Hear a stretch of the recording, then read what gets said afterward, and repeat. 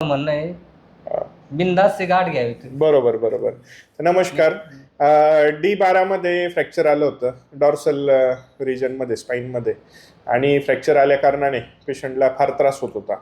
तर आज आपण जाणून घेऊयात. सर्वप्रथम सर नमस्कार. नमस्कार सर तुमचं नाव काय? माझं नाव विलास बर्डे. बरं, तुमच्या गावाचं नाव काय? घोडेगाव. घोडेगाव. आपल्या इथलचे घोडेगावचे. घोडेगाव. बरं बरं. तर काय झालं होतं? काय काय त्रास होत होता? नेमके मी एकाएकी चालू एकाएकी बंद, हातपाय बंद पडले, शिर दुखत होती.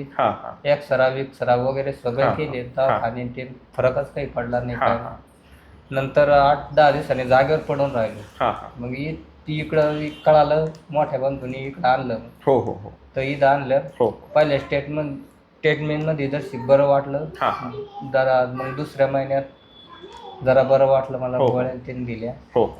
मग आता तिसऱ्या महिन्यात आलो. बरोबर. त्यावेळेस काय झालं होतं? पडले बिडले काहीच नव्हतं, अचानक झालं होतं. बरं.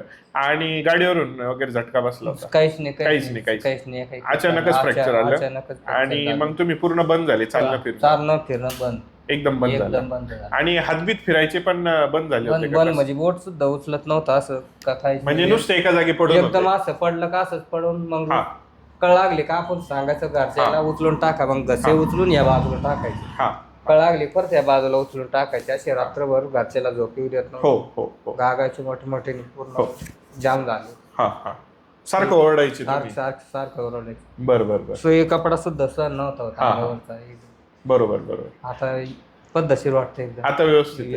बरोबर. आणि पायाची काय होतं त्यावेळेस? पायाला काय व्हायचं? पायाचं म्हणजे बधीरपणा होता, एकदम जीवच नव्हता राहिला. जीवच नाही, मी मंद एकदम. बरोबर. हातपाय सुद्धा हालत नव्हते. हो. त्यांना स्पायनल कॉर्ड इंजुरी झाली होती. D12 फ्रॅक्चर आला, त्याच्यामुळे एका जागी पडून होते. हात हालत नव्हते, पाय हालत नव्हते, बोट हालत नव्हते, आणि एकदमच जास्त त्रास व्हायचा. जास्त म्हणजे सुरुवातीला आले त्यावेळेस ते मलाच पाहत नव्हतं पेशंटकडे, एवढा त्रास होता. उचलून आणलं होतं पेशंटला. हो, तुमच्या बंधूंनी त्यांनी. आणि घरच्यांनी चांगली सेवा केली, म्हणजे सगळ्यांनी चांगली सेवा दिली, सगळं व्यवस्थित लक्ष दिलं, काळजी घेतली. त्यांनी पण चांगला व्यायाम केला. मी फाईलवरती जो व्यायाम दिलेला होता तो व्यायाम त्यांनी एकदम व्यवस्थित केला. पाय उचलत नव्हते, पुरीला म्हणायचं त्याच्यावर बघ आणि पाय उचल. तुमची मोठी मुलगी मग पाय उचलून द्यायची तुमचे? पाय उचलून द्यायची. बरोबर. मग जसा जीव यायला लागला तसं मी कंबरात उचलायला लागलो. बरोबर. तर ह्या पद्धतीने आपण स्पायनल कॉर्ड इंजुरीवरती चांगले उपचार केले. आज सर तुमच्या समोरच आहेत आणि आनंदी आहेत.